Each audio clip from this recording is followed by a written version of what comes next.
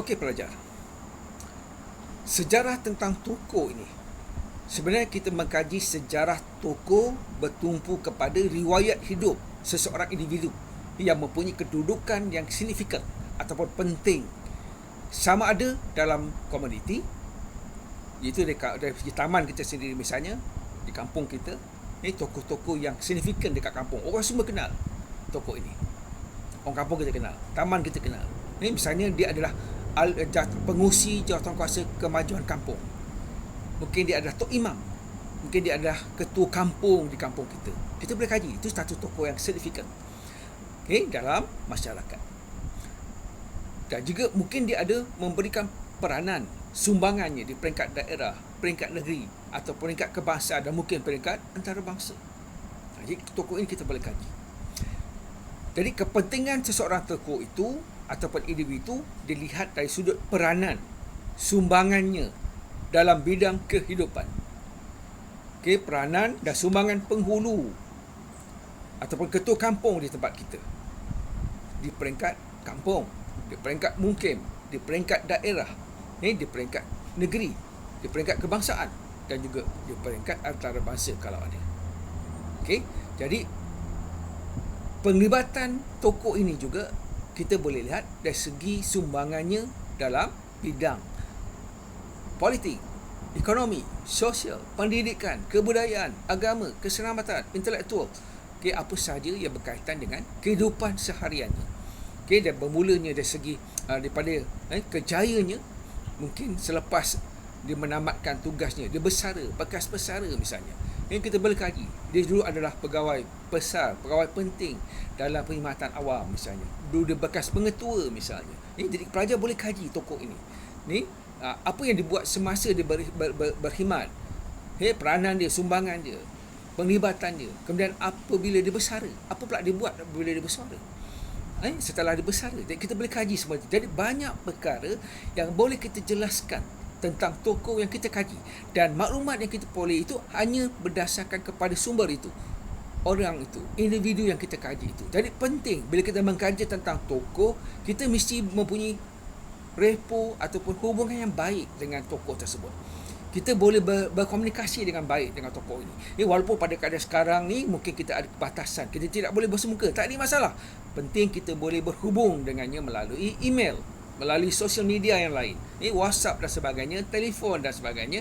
Penting, lebih mudahlah Telegram, WhatsApp, yang kita boleh rekodkan, kita boleh print, boleh jadikan bukti hasil penemuan itu, hasil temu bual kita dan sebagainya, untuk kita lengkapkan kita punya sumber pertama, dan juga sumber-sumber lain yang ada pada tokoh itu. Mungkin dia ada sijil yang melibatkan, dia ada surat khabar mungkin, yang menulis tentang dia, ataupun dia ada simpan gambar-gambar peristiwa yang pernah dia alami pada waktu itu.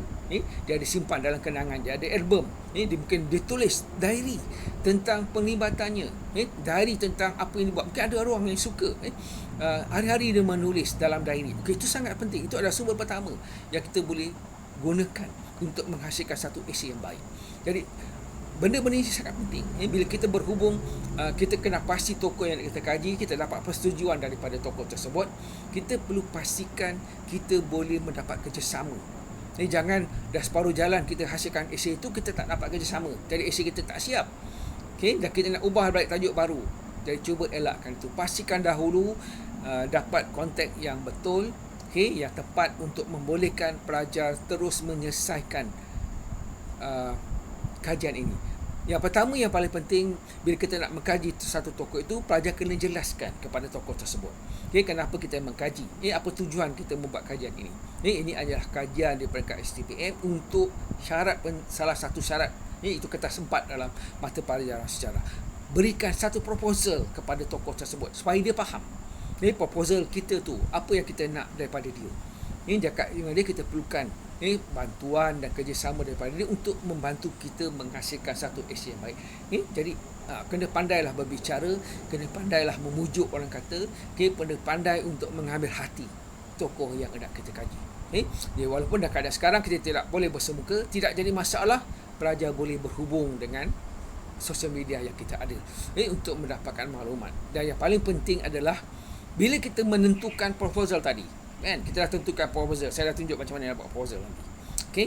Kita ada yang paling penting dalam proposal itu, kita punya permasalahan kajian ataupun persoalan kajian. Kita nak menjawab persoalan kajian tentang tokoh yang kita kaji itu, dan itulah isi dalam esei kita. Jadi kita mesti selesaikan satu demi satu persoalan kajian ataupun permasalahan kajian yang kita nyatakan dalam esei yang hendak kita tulis. Dan permasalahan inilah kita mesti bentuk, kita tulis, hasilkan persoalan-soalan yang banyak untuk mencungkil daripada tokoh yang kita kaji. Jadi supaya kita dapat menulis dan menjawab persoalan tersebut dalam esei yang kita tulis. Jadi kita hanya perlu menulis 2,500 patah perkataan hingga 3,000 patah perkataan. Dan setiap patah yang kita berikan itu mesti bersandarkan evidence ataupun bukti daripada sumber pertama dan juga sumber kedua ataupun sumber ketiga, sumber lisan. Okay, melalui temu bual dan sebagainya. Semua ini pelajar boleh susun dan hasilkan satu esei yang baik. Okay, jangan tunggu last minute untuk menyelesaikan kerja khusus. Okay, buatlah berperingkat dan pastikan dia selesai dan dia mengikut format yang betul. Dan bila kita baca, orang lain pemeriksa membaca, dan bila orang lain membaca, dia tertarik dengan esei yang kita tuliskan. Okay, bukan satu tokoh yang hebat, satu tokoh yang besar yang semua orang kenal, tetapi tokoh biasa di kampung kita, di taman kita, di daerah kita, di negeri kita, tetapi tokoh itu mempunyai signifikan. Tokoh itu menyumbang sesuatu yang boleh kita kongsikan bersama. Jadi itu perkara penting bila kita nak menghasilkan, mengkaji tentang sesuatu tokoh. Ramai pelajar yang membuat tentang tokoh. Jadi banyak benda yang kita boleh tuliskan tentang tokoh ini.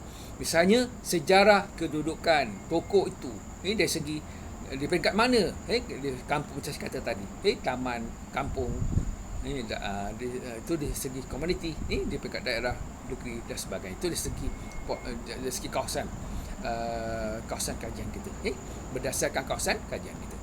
Kedua, kita boleh lihat dari segi peranan tokoh itu, sama ada dia peranan di setiap peringkat tadi, ataupun kawasan politik tadi, kawasan kajian, ataupun peranannya dari segi bidang-bidang tertentu dalam kehidupan politik, ekonomi, sosial dan sebagainya.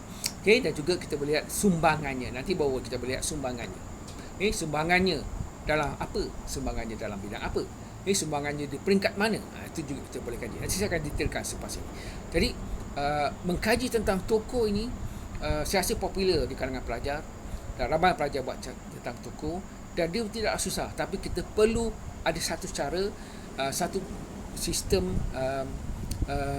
yang penting. Ini terutamanya sebelum, semasa dan selepas.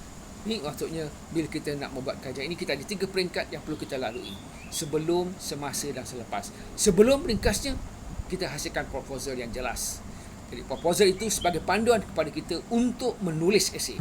Mencari bahan dahulu dan menulis esei yang kita nak selesaikan. Lepas itu barulah kita akan membentangkan hasil daripada kajian kita.